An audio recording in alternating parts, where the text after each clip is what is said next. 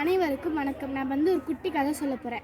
அந்த கதையில் ஒரு ஊரில் ஒரு பள்ளிக்கூடம் இருக்குது. அந்த பள்ளிக்கூடத்தில் சாந்தன் சொல்லிட்டு ஒரு பையன் படிக்கிறான். அந்த சாந்தனும் அவன் நண்பர்களும் சேர்ந்து அவங்க வகுப்பாசிரியருக்கு ஒரு பேர் வைக்கிறாங்க. வகுப்பு தந்தைன்னு சொல்லிட்டு ஒரு பேர் வைக்கிறாங்க.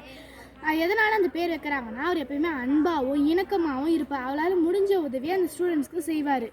என்னென்ன உதவி செய்வார்னா, ஃபீஸ் கட்ட முடியாத ஏழை மாணவர்கள்லாம் இருப்பாங்கள்ல, அவங்களுக்குலாம் ஃபீஸ் கட்டுவார். சொந்த பைசாவே எடுத்துகிட்டு வந்து ஃபீஸ் கட்டுவார்.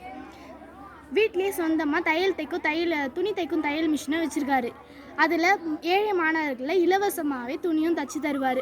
எப்பயுமே அவரோட பேக்கில் ஊசியும் நூலை வச்சுருப்பார். கிளாஸில் ஏதாவது திடீர்னு கிழிஞ்சிச்சுன்னா அந்த சட்டையெல்லாம் அப்பயே தைச்சி குத்துருவார்.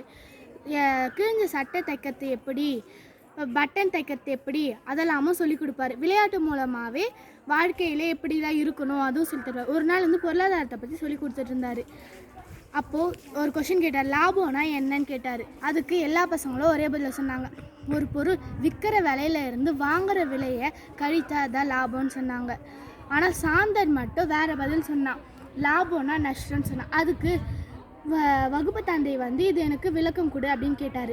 அதுக்கு சாந்தன் என்ன விளக்கம் கொடுத்தான்னா, நீங்கள் வேறு நான் வேறு இருந்தால் உங்களுக்கு லாபம், அது எனக்கு நஷ்டம். உங்களுக்கு நஷ்டம், அது எனக்கு லாபம். நீங்கள் வேறு நான் வேறு இல்லைன்னா உங்களுக்கு லாபம், எனக்கும் லாபம். உங்களுக்கு நஷ்டம்னா எனக்கும் நஷ்டம். அதே மாதிரி நம்ம வகுப்பு தந்தை போல் எல்லாரும் ஒற்றுமையாக இருக்கணும் அப்படின்னு சொன்னான். அப்போது அந்த வகுப்பில் அந்த ஒரு மாணவன் கேட்டான். அவன் பேர் லாபன்.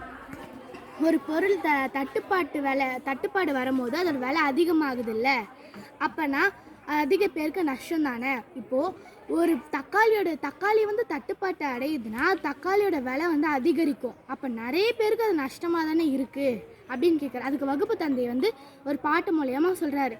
நட்டம் உண்டாக்காது லாபமே லாபம், மற்றெல்லாம் கட்டம் உண்டாக்கும் நட்டம். இந்த மாதிரி ஒரு பாட்டு பாடி முடிக்கிறாரு.